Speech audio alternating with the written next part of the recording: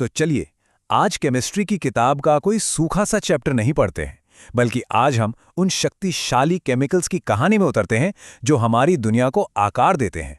Halo alkane और hello arene.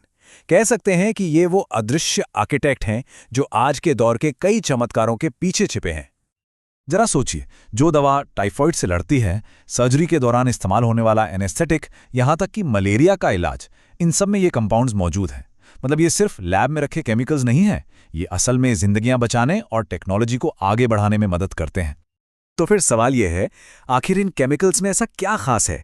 एक ही परिवार के सदस्य होकर कोई जीवन बचाने वाली दवा बन जाता है, तो कोई रॉकेट का ईंधन। ये इतने अलग अलग काम कैसे कर सकते हैं? तो चलिए आज इसी पहेली को सुलझाते हैं और इसका जवाब इनके मॉलिक्यूलर स्ट्रक्चर में ही छिपा है। तो ठीक है, इस बड़े से केमिकल परिवार को समझने के लिए हमें शुरुआत करनी होगी एक बहुत ही सिंपल स्टेप से, और वो है हैलोजन एटम्स की गिनती करना। इसे आप हमारी जासूसी का पहला सुराग समझ सकते हैं। देखिए, ये बहुत ही सीधा साधा है। आप बस मॉलिक्यूल को देखिए और गिनती करिए। एक हैलोजन एटम दिखा, वो हो गया मोनोहैलाइड। 2 दिखे तो डाइहैलाइड। 3, हाँ, अब हम क्लोरोफॉर्म जैसे जाने माने ट्राइहैलाइड की बात कर रहे हैं, और अगर बहुत सारे हैं तो हम उन्हें पॉलीहैलाइड कहते हैं। ये गिनती हमें समझने के लिए एक शुरुआती ढांचा देती है। अब डाइहैलाइड्स में मामला थोड़ा और मजेदार हो जाता है। जेमिनल डाइहैलाइड्स को आप उस पक्के दोस्त की तरह समझ सकते हैं जो हमेशा चिपका रहता है, मतलब दोनों हैलोजन एक ही कार्बन पर। और विसिनल वाले, वो एक अच्छे पड़ोसी की तरह हैं, बगल में रहते हैं पर एक ठीक ठाक दूरी बनाकर, यानी हैलोजन अगल बगल के कार्बन एटम्स पर होते हैं। गिनती करना एक अच्छी शुरुआत है, इसमें कोई शक नहीं। पर अगर हमें इन कंपाउंड्स का असली राज जानना है तो हमें और भी गहराई में उतरना होगा। अब हम आते हैं क्लासिफिकेशन के सबसे जरूरी तरीके पर, जो असल में इनके बर्ताव को तय करता है, इनकी पहचान का असली राज। तो जो सबसे जरूरी बात है वो ये है, असली कहानी कार्बन और हैलोजन के बीच के उस बॉन्ड में छिपी है। खास तौर पर इस बात में कि वो कार्बन कौन सा है। क्या वो एक sp3 हाइब्रिडाइज्ड कार्बन है, यानी एक सिंगल बॉन्ड वाला कार्बन, या फिर एक sp2 हाइब्रिडाइज्ड कार्बन जो डबल बॉन्ड का हिस्सा होता है? बस यही वो फंडामेंटल रूल है जो सब कुछ तय करता है।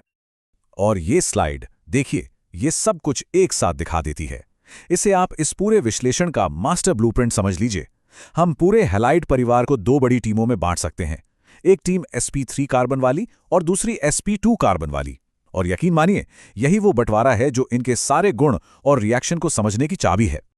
तो चलिए सबसे पहले पहली टीम से मिलते हैं, यानी पहली शाखा की पड़ताल करते हैं। यहां हम उन कंपाउंड्स पर फोकस करेंगे जहां कार्बन हैलोजन बॉन्ड में एक sp3 हाइब्रिडाइज्ड कार्बन है। इस टीम के अंदर भी हमें मिलते हैं एल्काइल हैलाइड्स। अब यहां क्लासिफिकेशन इस बात पर होता है कि जिस कार्बन पर हैलोजन लगा है वो कितना बिजी है, या कह सकते हैं कि उसके कितने पड़ोसी हैं। अगर वो सिर्फ एक और कार्बन से जुड़ा है तो वो है प्राइमरी, 2 और कार्बन से तो सेकेंडरी, और अगर 3 कार्बन से घिरा है तो टर्शरी। ये जानना इसलिए जरूरी है क्योंकि इससे पता चलता है कि मॉलिक्यूल में कितनी भीड़-भाड़ है, और ये सीधे सीधे उसके रिएक्ट करने के तरीके पर असर डालता है। अब यहां से कहानी और भी दिलचस्प होती है। मिलिए एल्लाइलिक हैलाइड से। यहां भी हैलोजन एक sp3 कार्बन पर ही है, लेकिन ये कार्बन एक कार्बन कार्बन डबल बॉन्ड के ठीक बगल में बैठा है ना मजेदार? ये उस दोस्त की तरह है जो पार्टी में तो नहीं है, पर बगल वाले कमरे से पूरा म्यूजिक सुन रहा है, और बस यही नजदीकी इसे बहुत खास बना देती है। और बेंजाइलिक हैलाइड्स की कहानी भी कुछ ऐसी ही है। यहां भी हैलोजन एक sp3 कार्बन से जुड़ा है, पर इस बार ये कार्बन सीधे एक बेंजीन रिंग से जुड़ा हुआ है, जो ऑर्गेनिक केमिस्ट्री की दुनिया का आप कह सकते हैं सुपरस्टार है। फिर से ध्यान दीजिए, हैलोजन सीधे रिंग पर नहीं है, उससे कार्बन की दूरी पर है। यह स्ट्रक्चर इसे कमाल की स्टेबिलिटी देता है, बिल्कुल एक मजबूत नींव पर बने घर की तरह। ठीक है, तो अब फैमिली ट्री की पहली ब्रांच हो गई। अब वक्त है दूसरी बड़ी टीम यानी sp² शाखा की तरफ बढ़ने का। यहां पे नियम बिल्कुल बदल जाते हैं, क्योंकि यहां हैलोजन सीधे एक sp² हाइब्रिडाइज्ड कार्बन से जुड़ा है, और ये, जैसा मैंने कहा, पूरा खेल ही बदल देता है। इस टीम में 2 मेन प्लेयर्स हैं। पहले हैं विनाइलिक हैलाइड्स। इनमें हैलोजन सीधे सीधे डबल बॉन्ड वाले कार्बन से जुड़ा होता है, मतलब बिल्कुल एक्शन के बीच में। और दूसरे हैं एराइल हैलाइड्स। इनमें हैलोजन सीधे एक एरोमेटिक रिंग के कार्बन से जुड़ा होता है। दोनों ही केस में बॉन्ड एक sp2 कार्बन के साथ है जो इन्हें एक दूसरे से बहुत अलग गुण देता है। आप समझ लीजिए जैसे एक स्प्रिंटर और मैराथन रनर की तुलना करना।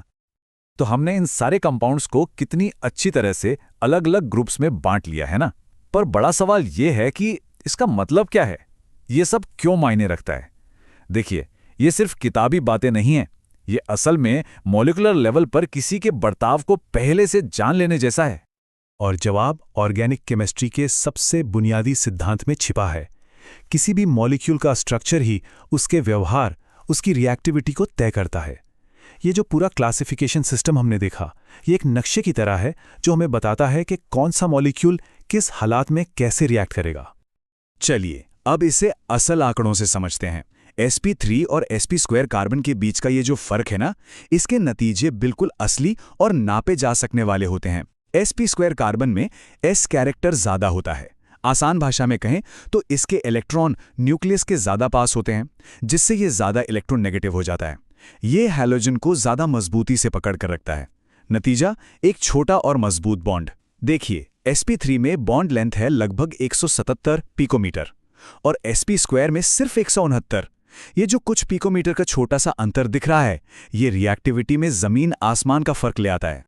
और ये मजबूत बॉन्ड सिर्फ लैब में ही मायने नहीं रखता, इसका हमारी दुनिया पर भी बहुत बड़ा असर पड़ता है।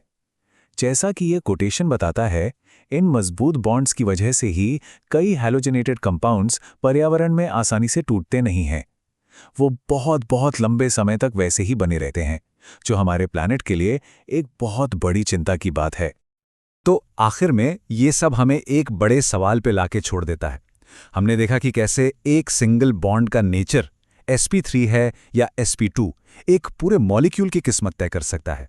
तो ये हमें सोचने पर मजबूर करता है। जब हम इंसान इन ताकतवर केमिकल्स को बनाने और इस्तेमाल करने का फैसला करते हैं, तो हम अपनी दुनिया की किस्मत के लिए क्या तय कर रहे हैं। ये सिर्फ केमिस्ट्री नहीं है, ये जिम्मेदारी है। इस पर सोचिएगा जरूर।